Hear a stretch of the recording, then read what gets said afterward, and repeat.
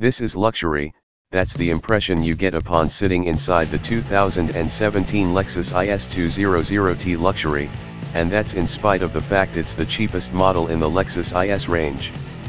The IS200t Luxury starts at $59,340 plus on-road costs, meaning it isn't as cheap as base model rivals such as the Audi A4 1.4 TFSI, $55,500, or BMW 318i, $54,900, but it does undercut the Mercedes-Benz C200, $61,400. That price is also up from $57,500, which is what it listed at when Lexus launched the IS200t in Australia in 2015. But still, you don't feel as though you're jumping into the base model when you get in. There's lovely Lexus black leather trim just about everywhere, and when you sit in the driver's seat and start the engine, the steering wheel presents itself thanks to its electrically adjustable column. The front seats offer electric adjustment, too, but there are no memory settings, which could be a pain if you're part of an oddbod couple. However, there is heating and ventilation for both front seats, which is nice for a car at this price point. Plenty of makers charge extra for heating, some don't even offer cooling. New for 2017 is a larger media screen that sits atop the dashboard, now spanning 10.3 inches in lieu of the existing 8.0-inch unit, while the stereo now has 10 speakers, previously 8. That new screen offers a better initial impression than the existing smaller unit, but it doesn't have the best resolution, lacks the latest connectivity options, Apple CarPlay/Android Auto, and it's still controlled by Lexus's frustrating joystick system. The human-machine interface has been improved somewhat with a couple of new buttons, but at Car Advice we collectively agree the rotary dial controllers in Audi, BMW, and Mercedes-Benz models are simpler and a lot easier to live with than the fiddly thing in the Lexus. The cabin has a couple of other issues, too. The cup holders up front eat into space for the passenger's elbow to rest if they're in use.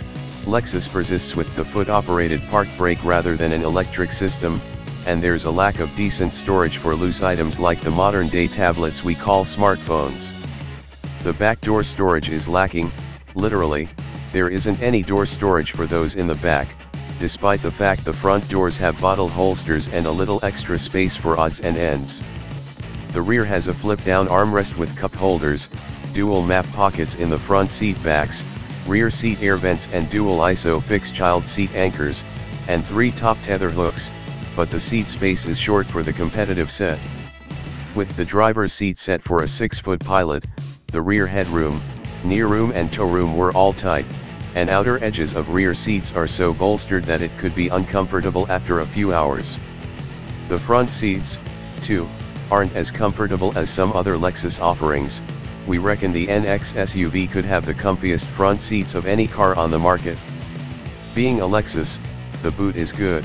There's 480 liters of space, easily enough for a couple of suitcases, and the opening is large enough to make awkward-sized objects easy to load.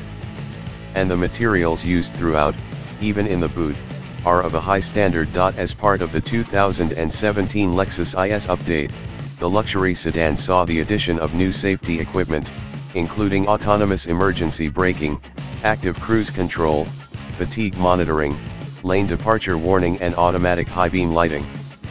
The lights worked fine, the lane departure system, too, but as with many radar cruise control systems, it errs on the side of leaving a massive gap, even when the shortest distance between your nose and the tail of the car in front is chosen, so expect some other commuters to jump in.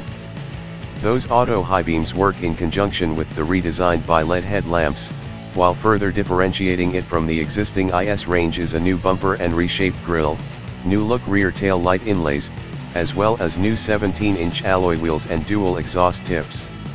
There are 2 new colors, too, deep blue as seen here, and graphite black, replaces starlight black. The 200t in the name of this version of the IS denotes the fact it's powered by a 2.0-liter turbocharged 4-cylinder petrol engine, and there's 180 kilowatts of power and 350 Nm of torque available. It's rear-wheel drive, with an 8-speed automatic and paddle shifters offering the driver options. It's an engine that feels up to the task for the most part, offering good, but not overly zesty, response and refinement when you're just tootling around town. The biggest concern we had was the gearbox's tendency to always choose the highest gear possible. It was annoying at times when you'd prefer to have a few more revs on board in a lower gear.